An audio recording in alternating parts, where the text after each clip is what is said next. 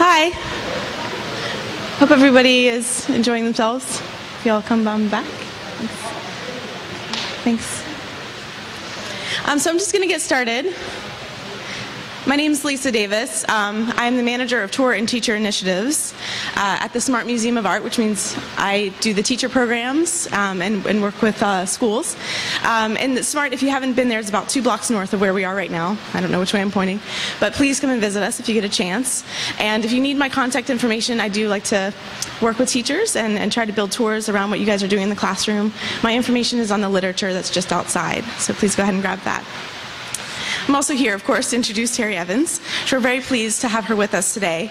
I had the pleasure of seeing her speak at, which she exhibited recently at the DePaul Art Museum with Climate of Uncertainty, and so I had the pleasure of seeing her artwork and also hearing her speak, so I was very pleased that she was able to join us for this today. Terry Evans has photographed the prairies and plains of North America and the urban prairie of Chicago, combining both aerial and ground photography. Her work explores the virgin prairie, working steel mills, Greenland ice sheets, a small town in Kansas Flint Hills, and now the oil boom in North Dakota. She delves into the intricate and complex relationships between land and people. Recent exhibitions include a retrospective exhibition at the Nelson Atkins Museum of Art in Kansas City with a 250-page catalog entitled Heartland. Additionally, Radius Books just published a book by Evans, Prairie Stories. She has exhibited widely, including one-person shows at the Chicago Art Institute, the Smithsonian National Museum of Natural History, and the Field Museum of Natural History. She is a Guggenheim Fellow and a recipient of an anonymous Was a Woman Award. 4 books of her photographs have been published. Her work is in major museum collections, including the Chicago Art Institute, the Museum of Modern Art in New York, the San Francisco Museum of Modern Art, the Whitney Museum of American Art, the Corcoran Gallery of Art, Nelson Atkins Museum of Art, and many other collections. Fractured, North Dakota's Oil Boom is a collaborative exhibition with writer Elizabeth Farnsworth, and that's running right now, June 7th, 2013, so it's on view right now, to January 22nd, 2014 at the Field Museum of Natural History. And I've recently been told that if you're a K-12 educator, you get into that exhibition for free, so please go check that out. So I'm very pleased to introduce Terry Evans. Thank you.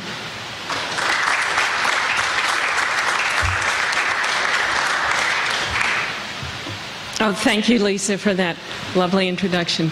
Well, I'm so glad to know that you can bring students and get in free. So come to the Field Museum and see the show. I'm going to tell you about this project about the North Dakota oil boom that my colleague and I did. We spent a year and a half and made 7 visits to North Dakota. She is from Berkeley, Elizabeth Farnsworth, writer and PBS television commentator, and we are friends from years past. So I really hate to overstate this, but I think that the oil boom in North Dakota is a natural disaster. And so, in some ways, it's much more complicated. But maybe all natural disasters are very complicated. It has a lot of implications for how we carry out our extraction of oil and our use of energy in the future, both in Illinois, in the whole country, and globally. It's all interconnected. So when Elizabeth and I started going to North Dakota in June of 2011, we felt like we were at the epicenter of the universe. It seemed like there was so much activity there about oil drilling, but we felt like no one else had noticed. And over the past 2 years, I've seen lots and lots of stories about fracking in North Dakota. I think probably all of you know what fracking is, but just to start off, let me say once more that Fracking is the technology that has allowed us to extract oil in areas that were, up until recently, impossible to access.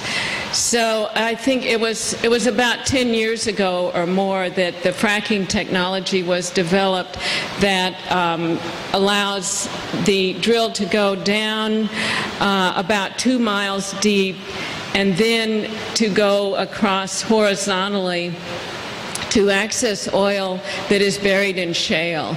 In the Northeast, they're talking about gas fracking. In the West, they're talking about fracking for oil. I don't mean talking about it. I mean, that's what they're doing. And so, so what happens is that an oil rig comes in, does the initial drilling with a huge crew that is on the oil site.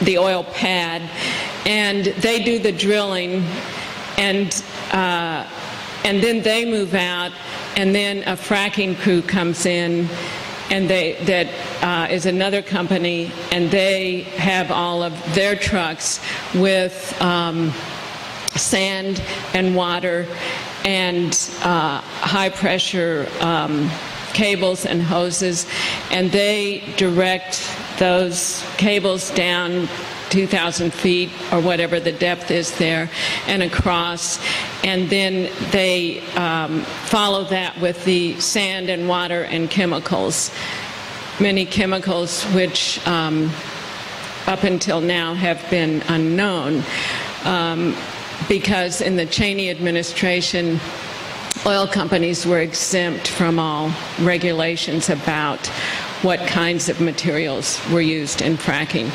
So that's changing in some places now. So that all the chemicals and water and sand are pumped down at such an extreme pressure that it then fractures the shale, which then releases the oil that is contained in the shale. And then they come back out and then they install an oil pumping unit and they leave. And what's left is just the oil pad and the oil pumping unit pumping out the oil.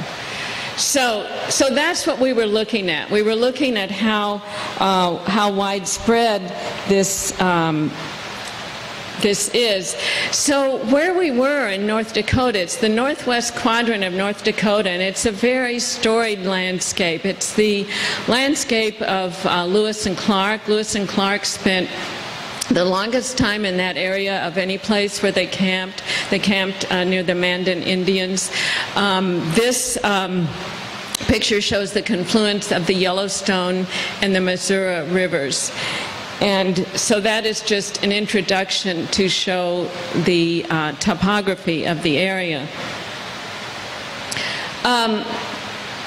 I'm dividing this into 3 parts. The first part, White Earth, Black Gold, is about a little town and some people from there. I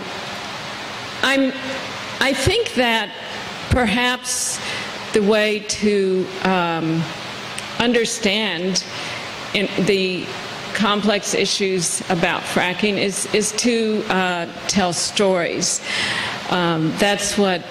That's what I do as an artist, is to tell stories about the land and people. So the first day, Elizabeth and I met in Minot, North Dakota, and we drove west, and Elizabeth had contacted a rancher, had called him up. She had found him online, and he had a ranch around White Earth in between Minot and Williston. Williston is sort of the epicenter of fracking. And she said, will you please talk to us? Can we know what your experience of the oil boom is? And he said, sure, stop by. So his ranch is just north of this little town of White Earth. So White Earth was a dying town. It's now picked up a few more residents because of the oil boom. This is an abandoned bank from another economic boom. And this is Scott Davis's ranch, the oil pad on his ranch. So we went to visit Scott Davis and his brother Steve, who raise Angus beef on this land.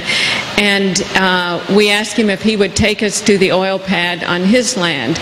It turns out that many people in North Dakota do not own the mineral rights. They may own the surface rights of their land, but not the mineral rights, which is the case for the Davis family. So presumably, whoever owned the land needed to sell some of it, but they retained the mineral rights. And so this is land that Steve and Scott Ranch, they own all this land, but they really only own the top of it. So this is an oil pad. This one has already been fracked, and you can see the waste pond on the side. Most of the machinery has moved out at the time of this picture, and you can see the oil pumping jack in the middle of the oil pad. So Scott showed this to us, and he said, the thing that breaks my heart is that this is virgin prairie. So this was virgin prairie, untouched until now. But the oil company, if it leases the mineral rights, it then has the right to go in and take what it has leased. And so it cut, the company, people cut Scott's fences and came in and put their oil pad there on the virgin prairie, which was the family's favorite place. Now, you might think, well, what a terrible thing to happen to him. And then Scott said, would you like to see some white horses? And we said, well, sure. And so he took us around down the lane a little bit, and he had these 12 Appaloosa horses with this little colt. And I said, well, Scott, do you ride these horses? And he said, no, my hip is all jimmied up. But they're beautiful, so it's okay to have them, isn't it? And we thought, so that immediately won my heart. Someone who would have horses for beauty and who was heartbroken about the devastation of his prairie. And then he told us, so these are his white horses resting in the sunshine one morning from the air. I do a lot of aerial work in a small plane. I'll get back to Scott's story in just a moment. So when we learned this was virgin prairie, I invited a botanist from Minot State University over to look at it the next time we came. And so within just a very short time, Alexei, who had just recently arrived from Russia, came and collected about 60 different plants in an hour. You see him collecting plants there, native species. And this was the first time Alexei had been this far west. And he said, oh, well, this is native prairie. He said, all of that is gone in my country, but I'm sure the U.S. government protects it here, right? We said, no, not really, not right. So this is, now I tell you the rest of Scott's story. So Scott has 3 adult children who could not find jobs in North Dakota. They all had to leave. But when the oil boom started, they came back and they all got jobs with an oil company. And now they all, and their husbands and wives in 2 cases, work for oil companies, and they all built their homes on Scott's ranch land. So Scott is heartbroken over the loss of the virgin prairie, and he's deeply satisfied that his children are around him and have their homes around him. So this is a picture of his son Kevin's front porch. He's building his home overlooking the valley of the White Earth Valley. This is Scott Davis and his daughter, who works for the oil company, and her daughter, Ayla. There are many other family members, but I'm just showing you these portraits. So they have this complicated relationship to fracking and to their own land. Just like we all have complicated relationships to energy and how we use it. We're all complicit in overusing energy, as we all know. So now I'm taking you over a few miles farther to the Jorgensen Ranch. You see this little white house sort of framed by the oil pad. This is the Jorgensen's neighbor's home. This is Brenda Jorgensen, who has been a rancher and farmer all her life. And she and her husband had saved enough money to have this lovely home overlooking their own valley. And their two daughters were raised there. And then, so that's their home, you see up on the hill with the green roof. And then that's the oil pad that is now at the end of their driveway, except that now it's been expanded and will eventually include 8 oil pump jacks. So what happens is, I can't see it in that picture, but there's some place on that pad where there's a pipe that sticks up and the gas is released and burned off. So this same gas that they're mining in the northeast, they're burning off in the northwest because they don't yet have good ways to get it out of the area. So it's supposed to burn sort of eternally, but once in a while it goes out and then gas fumes escape and get into their home and make them sick. Plus they're hearing the pump jack all the time, only now they're hearing, right now I think there's 3 units on there. They're still developing. And so the machinery, when they're fracking, the machinery and the burden on the roads is just, it's just staggering. There's lots and lots of dust, lots of noise. So it has changed their lives completely.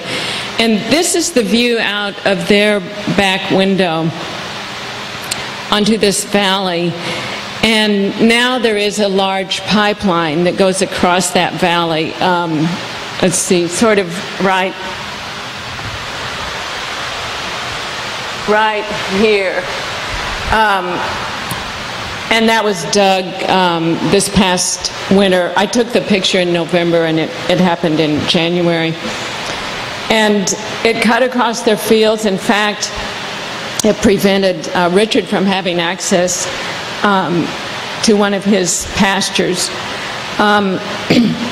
What happens is the pipeline comes through and then it's covered up. And so one might say, well, then that's okay. Well, I guess, but it changes the composition of the prairie dramatically, and it will never really be the same again. So this is what it looks like when they dig the pipeline. This one is not, this one is near their land, but it's not their land. So for me, this looks sort of like a wound through the prairie. On the other hand, we have thousands of people who didn't have jobs who now do because they can work in the oil industry. This is called an oil boom, but now many people are calling it an oil industry. It doesn't look like a short-term boom. It looks like something that's going to last a very long time in North Dakota. So this is the kind of dust that's created. And these are all new roads, too. These roads you're seeing with the dust are all roads because every oil pad has to have an access road for the trucks and also a pipeline right away to get the oil out. So, so these are the dusty roads. Oh, there you can see the flare of the gas burning off in this pad. This is an oil waste dump site. So it used to be that all the waste could be dumped right on site, but it was leaching into the soils, and so that is more regulated now. There are now sort of more regional waste dump sites. This is the waste dump from the air. And here are some of the people who have come. And I have to say, every person I met who had come to work on the oil boom was extremely interesting, open, and very happy to have a job. This man is from Uruguay, and he's the directional driller, which means he controls the drilling process on a computer from some other site nearby. This man had worked for 17 years on this oil rig that we visited several times. This is a young woman, and what happened for me as an artist was I was trying to figure out, how do I represent and express what I'm seeing here? And I wasn't having any good luck photographing people. I thought they all looked just sort of, I don't know, like they had no presence. And one evening we were at Applebee's, which is by far the best restaurant in Williston, and we were eating there, and I saw all these oil workers at the bar, and the light was coming in. I wanted to photograph them, but I'd already given up. I knew I was not going to make effective portraits. And that night, in the middle of the night, I woke up and I thought, oh, well, I could do portraits using that telephoto lens that I got for the aerial work that I had rented. And I could just take them outside the restaurant and make a picture of their face. People connected to the oil boom. And I ran upstairs the next morning and told Elizabeth, knocked on her door and told Elizabeth. And right next door were some people, 2 housekeepers cleaning the room. This was one of them. And I thought, I will just photograph everyone connected with the oil boom, and it will be a way to tell these stories. And so I asked her if I could photograph her. She said yes. We went down in the parking lot and made the picture. And she is from Moldova, Russia, and had a 3-month work visa and was sent to North Dakota because of the jobs there. This man had come from Florida, and because he thought there might be good opportunities for contracting and construction, and he's right, and so he had hired a crew and was working, actually working out of Stanley, another little town. And this man was a water hauler. Fracking requires a tremendous amount of water, huge truckloads of water, and so he was a water hauler. Wherever the oil company told him to go, he would go and get the water from somebody's cattle pond, from even Lake Sakakawea, the huge lake that's constructed out of the Missouri River. Some of it comes from there. This man had just arrived. Actually, I was sitting next to him at Applebee's that first night. I had that idea. And when we went back the next night, he was there again. And he had just arrived and didn't have a job yet. But he was very optimistic because it's a boom. There are jobs there. And about a few months ago, I called him to request permission to use the picture, and I said, so did you get a job? And yes, he had gotten a job the very next day and was living in a man camp, which I'll show you later. This man is a roustabout on an oil crew. So this is actual fracking. You can see the trucks right in the middle in something that's sort of obscure, and you see this little tiny dark area. That's where all the hoses would go down to do the fracking. And these are trucks that contain water and sand, and the tanks have chemicals and water. And then the waste pond at the top. And this is preparation for fracking. You can see on that place in the distance. But you can also see what a beautiful landscape this is. It's a very, very beautiful northern prairie Landscape, about 50 miles south of the Canadian border. This is a fracking site on an area that has prairie potholes, which were created by the receding glacier, and so the little ponds. And so the soil is very fragile there. It's also nesting places for migrating birds. This is an oil depot where a 100-unit train transports oil out of the area. And this, an oil site and a sand mining site down in the front. Though I don't know if this sand would be used for fracking, because it's a very particular kind of fine-grained sand, some of which is mined, just north of us in Wisconsin, and then shipped there. Here's the Missouri River in the background and two oil pads. And you see these little white spots. That's where they were testing to see if sand could be mined there. I'm not sure I'm saying that right. I think so, but here is a pipeline being built on the edge of a wheat field, and you can see the fracking site over here with the gas flare. There's so much new housing happening in Williston. This is new housing in Williston because of the oil boom. This is a man camp. You may have heard of man camps. So the man I just spoke about, who had just gotten a job, lives in a man camp. This is a very small one on a side of an oil pad. Here's another one. So this is where, oil crews live together in these sort of trailers. So there are people who are really, really benefiting from the oil boom. This is J.R. Henderson, who's the foreman of the rig that we visited often.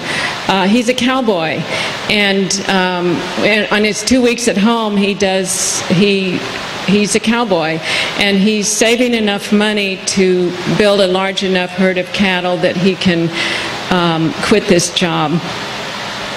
This is Russell Rankin, who is a very high-ranking official for Stat Oil there. He's originally from Oklahoma, and Stat Oil is one of the larger companies there. This is one of their oil pads in the snow. You can barely see in the distance. The reason I took the picture is because you can see this oil pump jack and this flare in the distance. It shows better in the exhibition when you go see the exhibition. This is an oil pump jack on the land of Fred and Joyce Evans, no relation. And they have a very nice bed and breakfast where we stayed. And the first morning we woke up and we could smell something because that oil pad is very close.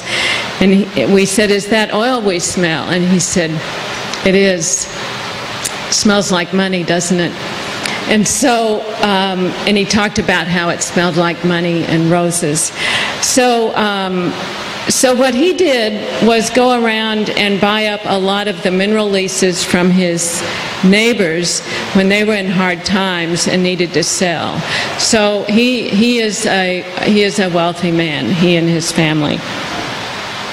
This is in their bed and breakfast. They were very warm and generous hosts to us. This is Nelson Bird Bear. There is a large reservation in this whole area for 3 tribes, and it's the Brett Holt Reservation. Nelson lives there. He's a Vietnam War vet, and he also worked in strip mining for years and years. This is Nelson's home. What Nelson would like more than anything is to have an oil pad in his front yard.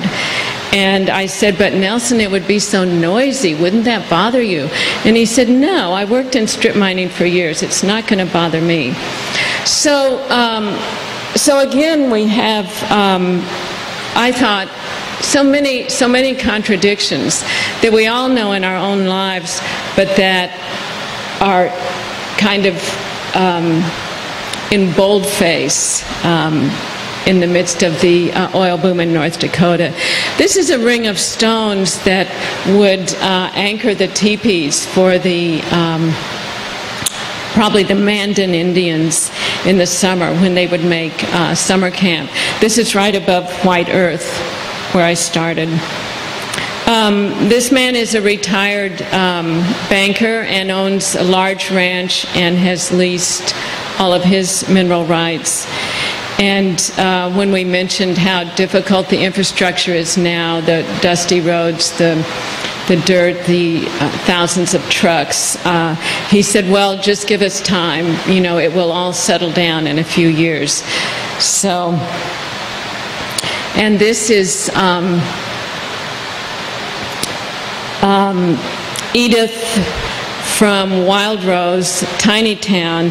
Edith grew up very, very poor. Her family did not even have indoor plumbing. She was a school teacher in a country schoolhouse for a while. And her father left her the farm and land, and now there are 2 oil pads on the farm, and she's getting a generous income. I'm closing with this slide, with this image that I found. I found this book in a little old museum in White Earth, tiny little white building. And when I looked at it closely, it's a record book. And it suggests to me that time passes and things change, and what used to be so important decays and isn't so important anymore. And so I want to close with a few thoughts about Illinois, because fracking has come to Illinois. And Illinois now, just recently passed, has the strongest regulations about fracking in the whole country. The regulations are about how the well will be drilled, the amount of fluid used and at what pressure, how it will withdraw water, contain waste, and disclose the chemicals used. And then additionally, they have a 30-day public comment period while the Department of Natural Resources receives the permit applications. And then if they suspect anything is amiss, like that their water has been polluted, then they can request an investigation that will get results within 30 days. Investigate within 30 days and a determination within 180 days. This is far different than what Brenda Jorgensen is experiencing in North Dakota. She now has become a strong activist, not by choice, but because, well, by choice, because she felt she had no other choice. And but her complaints are not answered. For example, she asked that the oil pad, that there be a regulation. It wouldn't help her any, but that would move the oil pads farther away from people's homes, and was told no, because there's this whole grid planned for the future. Everything's gridded out, and if they tried to change it, you know, it would mess up that grid. So we have these stronger regulations in Illinois, but as the Illinois chapter of the Sierra Club notes, fracking poses grave dangers to our communities, land, air, and water, and contributes to the continued destabilization of our climate. New regulations will not make fracking safe, and our support for additional protections does not mean we have confidence that fracking can be done safely or without pollution. And for me, the main problem is how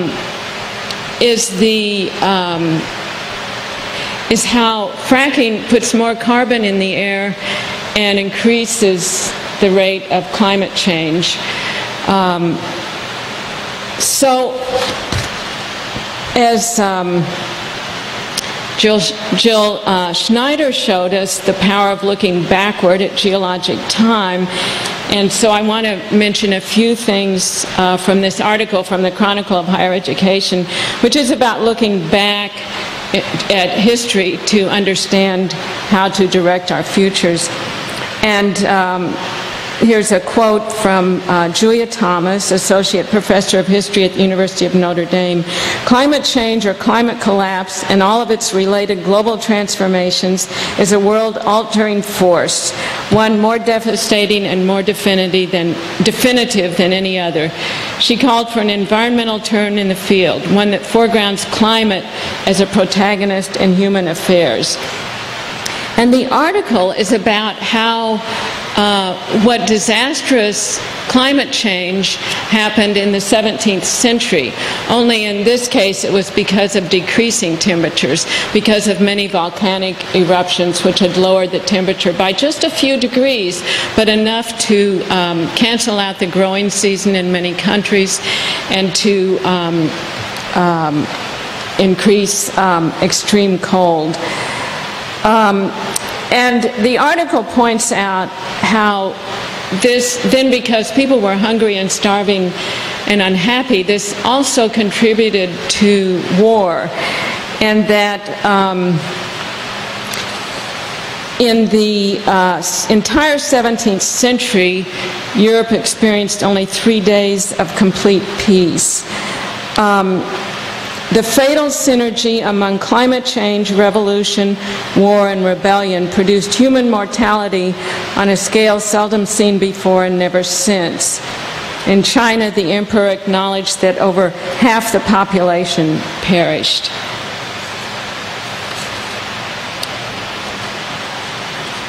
So the article goes on to describe particular events in a number of different countries: Germany, France, England, China, and then goes on to say only Japan took appropriate action. Episodes of extreme weather that killed 500,000 people in the 1630s persuaded the Tokugawa shogun to create more granaries, upgrade communications infrastructure, and avoid foreign wars in order to accumulate food reserves to cope with future disasters.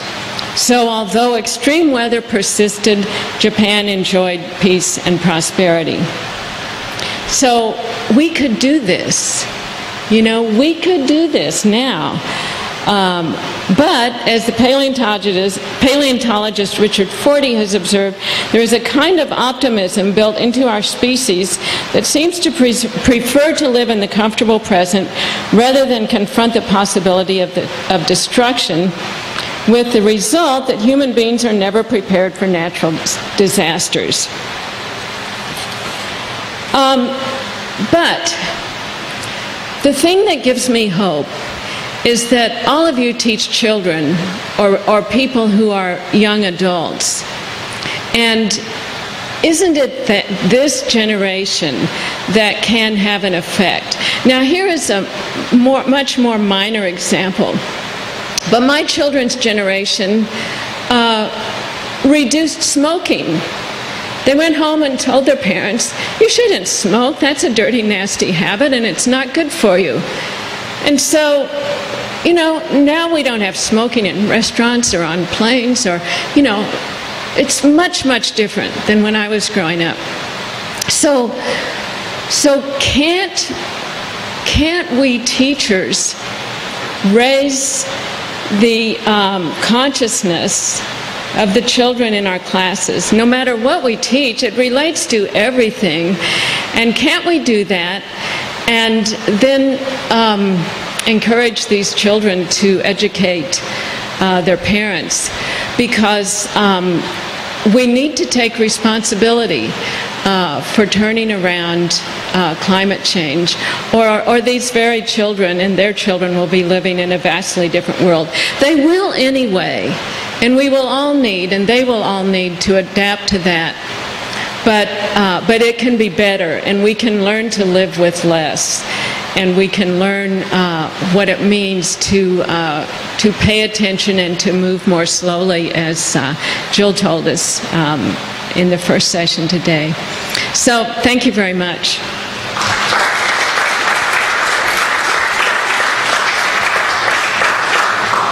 And once again, I will be around with the microphone to facilitate questions.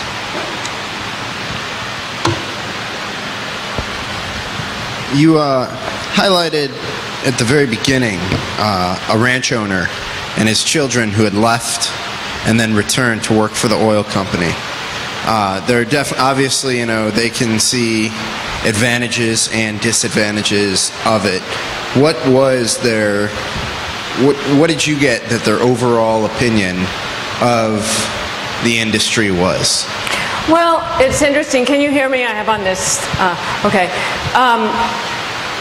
All of the children who work for the oil companies, I wouldn't call this cynical, but they don't like working for them. But it keeps them at home until they're willing to, and they do a good job. They're hard workers. You know, they've been raised to be hard workers. And so they do it, and then they're happy to have their home lives. But they don't like it.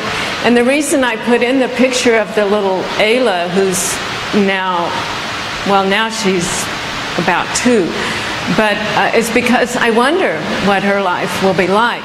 Now, they can keep their land, and the talk now is that there may be a big waste dump put near there. They got that postponed, but now there may be a huge pipeline put across some of their land.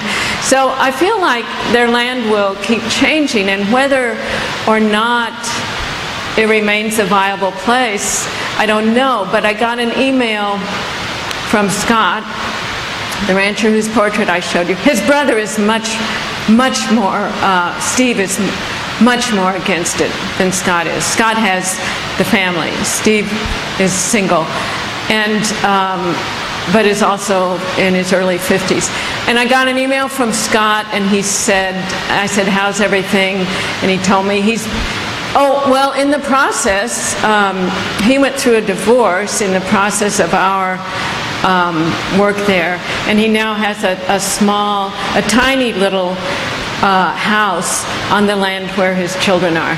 And he wrote me, and he said, he gave me a report. They had a good cattle sale this year, and he said, and all of my children and grandchildren are around me, because now there are 4 grandchildren, and all because of oil. So who knows? Yes. It just seems to me in industry, even though it it seems to make life better for us, or what some people consider to be comfortable, it destroys a lot of things that people don't take into consideration when they're actually doing it. It's more about the money, or receiving the money from what they are doing. And this is the first time that I've heard about fracking. So I wanted to know if you could say one more time the end process. Like, what are they putting into the tube in order to get the oil out? Well, they're putting in sand and water and chemicals that are put in at a very high pressure, because the oil is contained in the shale rock. So it's not like the old time, you just drill down and then oil spurts up. Instead, it's tightly contained in the rock. So the rock has to fracture, and that's where the word fracking comes from. And then they can start pumping it out. And they're not always successful. That one plot I showed you at the first didn't work the first time. They came back months later and they had to do it again. And so the end result is oil that they then ship out. Maybe some of it comes here. I don't know. I don't know where it all goes. So the thing I didn't mention, which in some ways it's very important but it's impossible to quantify, is about beauty. And so that land in North Dakota is heavily farmed for wheat. But we need that for food. Of course we need oil too, but the landscape is becoming an industrialized landscape. And so we're losing this unbroken beauty of the prairie. And isn't it worth something to have, you know, an unbroken ecosystem that we can learn from? Anyway, another question. Did you?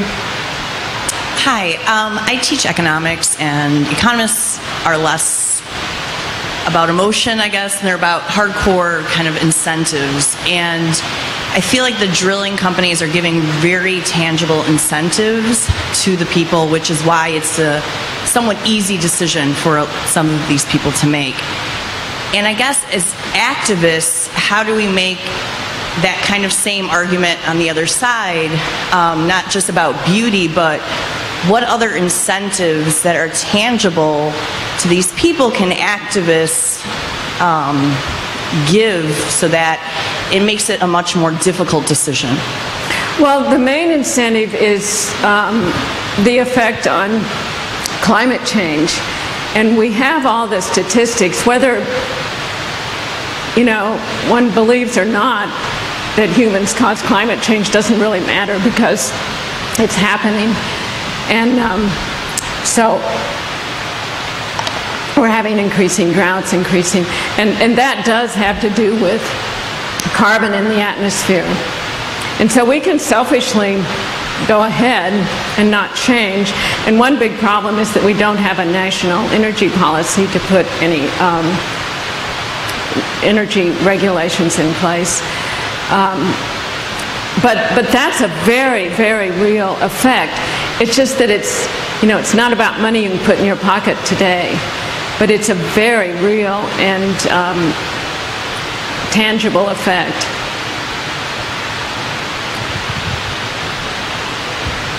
Incredible, beautiful photography of the earth and nature and what is being destroyed by what you call a natural disaster. And it's wonderful to have it in that setting, to pull away from it so that we can see what it is that's being destroyed.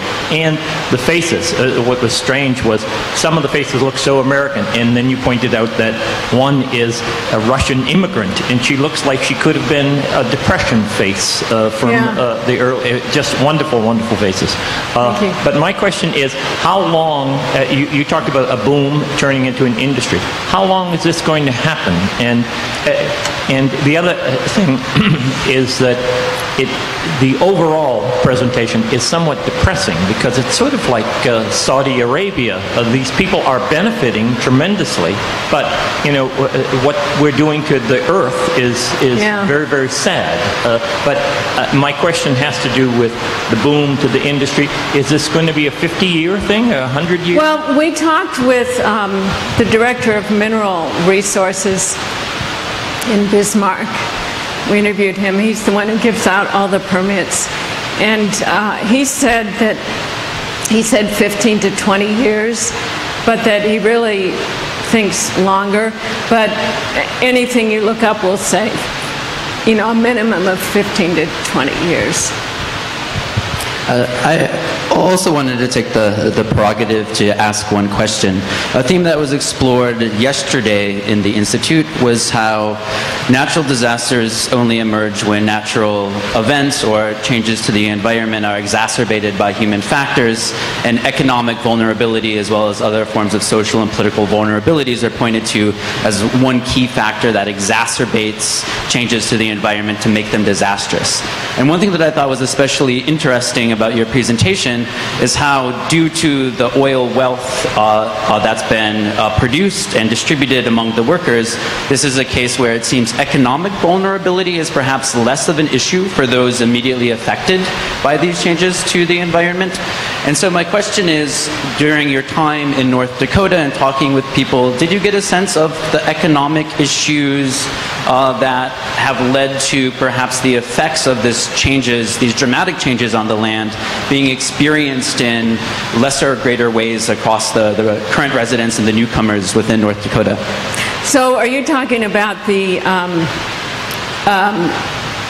The indigenous residents or the newcomers? Perhaps both. Maybe that categorical distinction itself speaks to how effects are being felt differently.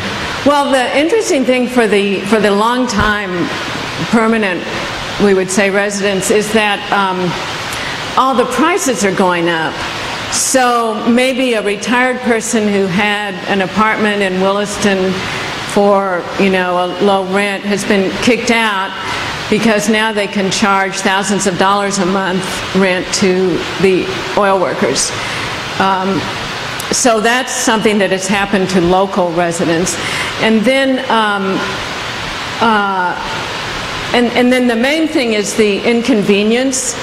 Like the Davis family now goes to a different town to do their grocery shopping, which is farther away because now if they go where they used to go, it's takes too long. There are long lines, oil workers. So it's more about inconvenience. The people who have come in for jobs, it's really hard work, and they work for 2 weeks, and then they get 2 weeks off, and it's not pleasant work. So, all of that figures in. They're making good money. For some people, it's a lifesaver. I don't know. Was that your question? I think it speaks to it about how the changing economic climate maybe makes certain workers, certain residents more susceptible to the negative consequences of fracking, whether it be the dust, lack of clean air, lack of clean water, things of that. Yeah. Sorry. Yeah. Yeah.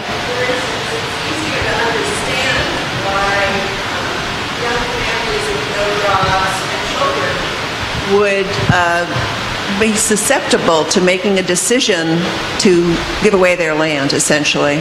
Oh, yes. Yeah, but more puzzling to me is to see the image of a woman who's obviously in her 90s. And what would motivate someone like that to sell her rights? I don't know, because we asked her, we said, would you live on your farm now that the oil pad is there? And she said, no, I don't think I would. And so I don't know. I don't know if it's just the idea that finally,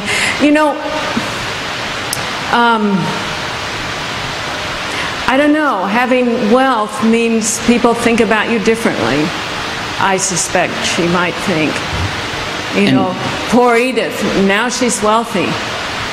I don't know. I don't really know. She's a lovely woman to visit with, and her daughter lives with her too. And she just has this simple life now, just a very, very simple lifestyle. I don't know what she's doing with her money, but she's not changing her lifestyle. And we'll have one last question. It's actually a comment. I just wanted to say to you, thank you for being a first responder, especially for the prairie flowers that you have hopefully made an impact in saving or delaying their their extinction, by being able to contact that botanist and getting him to save the seeds, or to, even just so that we know what was there. So it was wonderful that you were there at that time and were able to do that. So thank you. Oh, thank you. Being called a first responder means a lot. Thank you. Thanks to Terry Evans.